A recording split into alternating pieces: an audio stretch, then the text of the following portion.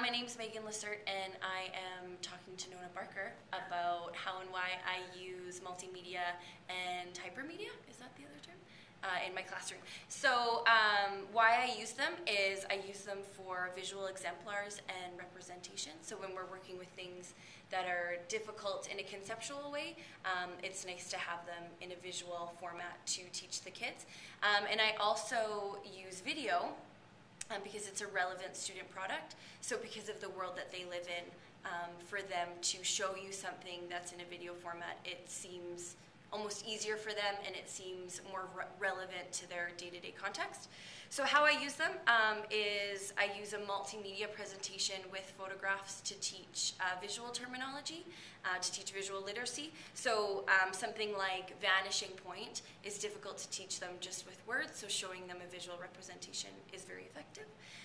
And then when we do our rants for a student product, they rant on film. So because we teach using Rick Mercer, having the kids then do a student product in that way is relevant to them because that's what they've seen as a product, and so to present that product is then most effective.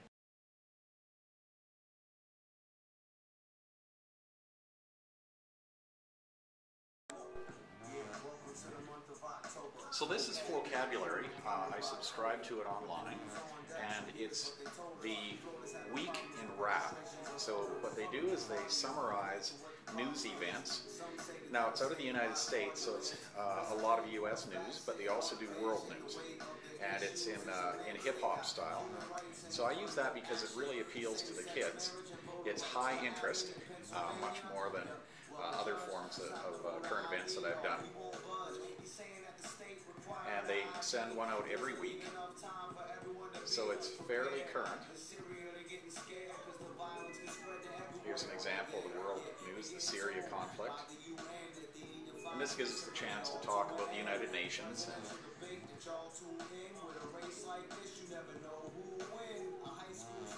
It also comes with activities that you can do with it, so it acts as a springboard for discussing further things.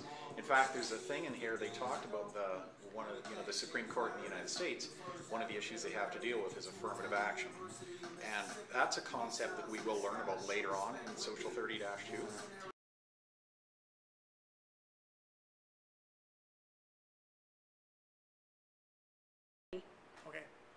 So I use video mainly as like a stimulus variation. I've gone to using lots of mini clips, a minute, 2 minute, maybe 4 minutes at the most. Whatever concept it is that we're trying to get across to the kids, if I can find a supporting video, and then that usually helps the discussion. And why? Is that the why still? Okay, so why? I mean, attention span is a big thing. I'm trying to break my lesson up. I've already erased, but usually I put an agenda on the board for the class, and if I don't have at least 5 or 6 different tasks, it's not enough variation in an 85 or 87 minute period to hold people's attention. So I guess that's why. And how is usually I use clips from Discovery streaming with the smartboard. Or lately I've just been using YouTube lots. I've been able to find those ahead of time and save them on a flash drive. And so Discovery streaming, YouTube. I used the National Geographic video off their website today. So mostly just small video clips that I can find on the internet is how I'm using them. I might give the kids a prompt question or a focus question, or I might just say, this is a review of what we've been talking about. Have a watch and a listen, and then we'll talk about it after.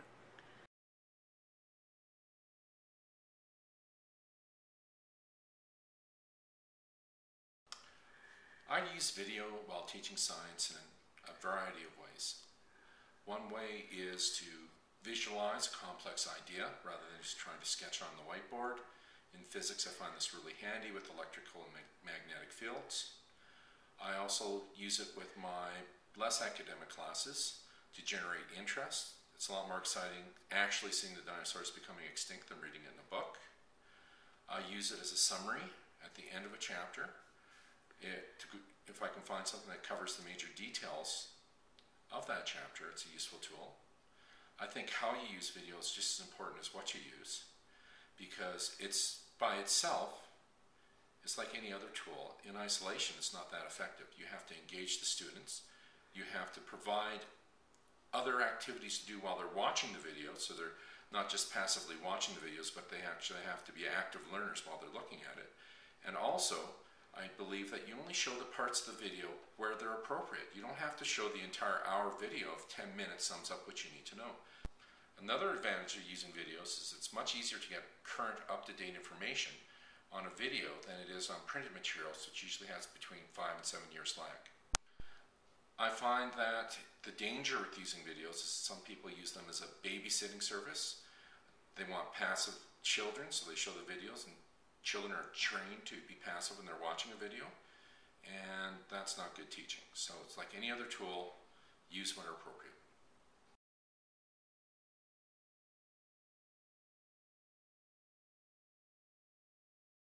Hi, my name is Derek DeRocher. I teach construction technology and industrial arts at the high school level in Rocky Mountain House at West Central High School.